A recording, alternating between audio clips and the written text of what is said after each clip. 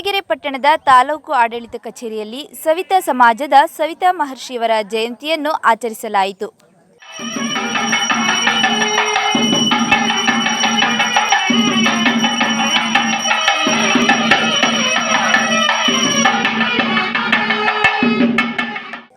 ಇನ್ನು ಸವಿತಾ ಸಮಾಜದ ಕೆಲ ಮುಖಂಡರುಗಳು ತಾಲೂಕು ಆಡಳಿತದ ವಿರುದ್ಧ ತಮ್ಮ ಬೇಸರವನ್ನು ವ್ಯಕ್ತಪಡಿಸಿದರೂ ಸಹ ಕೊರಟಗೆರೆ ಸರ್ಕಲ್ ಇನ್ಸ್ಪೆಕ್ಟರ್ ಅನಿಲ್ ಕುಮಾರ್ ಅವರು ಮಧ್ಯ ಪ್ರವೇಶಿಸಿ ಮುಖಂಡರೊಂದಿಗೆ ಮಾತನಾಡಿ ಅವರ ಮನ ಪರಿವರ್ತಿಸಿ ಶ್ರೀ ಸವಿತಾ ಮಹರ್ಷಿರವರ ಜಯಂತಿಯನ್ನು ಆಚರಿಸಲು ಮುಖ್ಯ ಪಾತ್ರ ವಹಿಸಿದ್ದರು.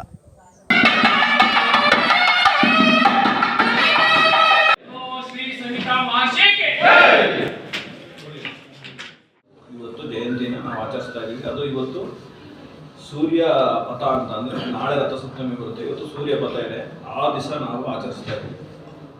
ಅಂಥ ದಿವಸ ಅಂದರೆ ಒಬ್ಬ ದೋಸ್ತರು ಶಿವನ ಎರಡು ಕಣ್ಣುಗಳಲ್ಲಿ ಸೂರ್ಯ ಮತ್ತು ಚಂದ್ರ ಅಂತ ಏನು ಹೇಳ್ತಾರೆ, ಸೂರ್ಯ ಕಣ್ಣಿನಂತಹ ಇದರಿಂದ ಹುಟ್ಟಂತಹ ವ್ಯಕ್ತಿ, ಆ ವ್ಯಕ್ತಿಯ ಸಮಾಜದಲ್ಲಿ ಇರುವಂತಹ ನೀವೆಲ್ಲರೂ ನಮಗೆ ಇವತ್ತು ಒಂದು ಸ್ವಲ್ಪ ನೀವು ದಾರಿನೇ ತೋರಿಸಿದ್ರಿ. ಯಾರನ್ನೂ ಕಡೆಗಣಿಸಬಾರ್ದು, ಎಲ್ಲರೂ ಈ ಸಮಾಜದಲ್ಲಿ ಮುಖ್ಯನೇ. ಇವತ್ತು ನಮಗೆ ದಾರಿ ತೋರಿಸಿದ್ರಿ, ಅದು ನಾನು ಒಪ್ತೀನಿ. ಸಮಾಜದಲ್ಲಿ ಪ್ರತಿಯೊಬ್ಬ ವ್ಯಕ್ತಿ ಕೂಡ ಮುಖ್ಯನೇ. ಇಲ್ಲಿ ಜಾತಿ ಭೇದ ಮಾಡಿ ನೀವು ನಾನು ಇಂಥವ್ರಿಗೆ ಮಾತ್ರ ಇದು ಮಾಡ್ತೀನಿ, ಇಂಥವ್ರಿಗೆ ನಾವು ಮಾಡೋದಿಲ್ಲ ಅಂತಂದರೆ ಸಮಾಜದಲ್ಲಿ ಏರುಪೇರು ಆಗ್ಬಿಟ್ರು. ನೀವು ಹೆಂಗೆ ಜಾತಿ ಭೇದ ಭಾವ ಇಲ್ದಿರ ಹೆಂಗೆ ನೀವು ಪ್ರತಿಯೊಬ್ಬ ವ್ಯಕ್ತಿಯನ್ನು ಒಂದೇ ರೀತಿಯಾಗಿ ನೋಡಿ ಅವನಿಗೇನು ಸೇವೆ ಮಾಡ್ತಾ ಇದ್ದೀರಿ. ಸವಿತಾ ಮಹರ್ಷಿ ಜಯಂತಿ ಎಲ್ಲರಿಗೂ ಶುಭಾಶಯಗಳು. ಈಗ ಆಲ್ರೆಡಿ ಸರ್ಕಲ್ ಇನ್ಸ್ಪೆಕ್ಟರ್ ಸರ್ ಹೇಳ್ದಂಗೆ ಈ ದಿನ ಏನು ನೀವೆಲ್ಲ ಇಲ್ಲಿ ಬಂದಿದ್ದೀರ, ಇಷ್ಟು ಚೆನ್ನಾಗಿ ಎಲ್ಲ ನಾವು ಆಚರಣೆ ಮಾಡೋಕ್ಕೆ ಅವಕಾಶ ಮಾಡಿಕೊಟ್ಟಿದ್ದಕ್ಕೆ ಒಂದು ರೆಸ್ಪೆಕ್ಟ್ ಕೊಟ್ಟು ಎಲ್ಲರಿಗೂ ಥ್ಯಾಂಕ್ ಯು ಹೇಳ್ತಾ, ಈ ಮುಂದಿನ ದಿನಗಳಲ್ಲಿ ಇನ್ನೂ ಚೆನ್ನಾಗಿ ಮಾಡ್ಕೊಂಡು ಹೋಗೋಣ ಅಂತ ಹೇಳಿ ತಾವು ಹೇಳ್ದಂಗೆ ಗ್ರಾಮ ಪಂಚಾಯತಿಗಳಲ್ಲೂ ಮಾಡೋ ಹಾಗೆ ನಾವು ಕ್ರಮ ವಹಿಸೋಕ್ಕೆ ಮಾಡ್ತೀವಿ. Thank you.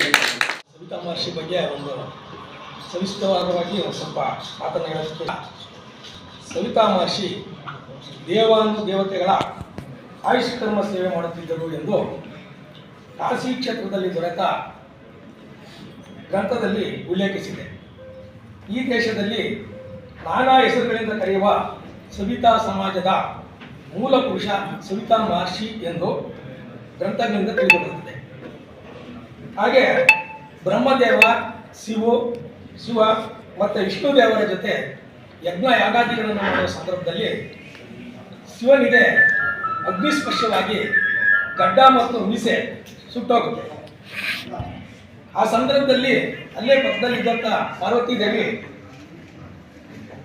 ಸೂಚನೆಯ ಮೇರೆಗೆ ಸೂಕ್ಷ್ಮವಾಗಿ ಸೂಚಿಸಿದ್ದು ಈ ಥರ ಗಡ್ಡ ಮೀಸೆ ಸುಟ್ಟೋಗಿದೆ ಅಂತೇಳಿ ಒಂದು ಸೂಕ್ಷ್ಮವಾಗಿ ಶಿವನಿಗೆ ಹೇಳ್ತಾರೆ. ಆ ಸಂದರ್ಭದಲ್ಲಿ ಶಿವನು ತನ್ನ ಬಲಗಣ್ಣಿನಿಂದ ಒಬ್ಬ ಮನುಷ್ಯನನ್ನು ಸೃಷ್ಟಿ ಮಾಡ್ತಾನೆ. ಆ ಮನುಷ್ಯ ತನ್ನ ಸಲಕರಣೆಗಳ ಪೆಟ್ಟಿಗೆ ಸಮೇತ ಬಂದು ಶಿವನ ಗಡ್ಡ ಮೀಸೆಯನ್ನು ತೆಗೆದು ಶಿವನನ್ನು ಶುಚಿಗೊಳಿಸ್ತಾನೆ. ಮುತ್ತುರಾಜ್ ಹೊಸಕೋಟೆ, ಕಹಳೆ ಕೂಗು ನ್ಯೂಸ್ ಕನ್ನಡ. ಇದು ನಿಮ್ಮ ಕೂಗು, ನಮ್ಮ ಧ್ವನಿ.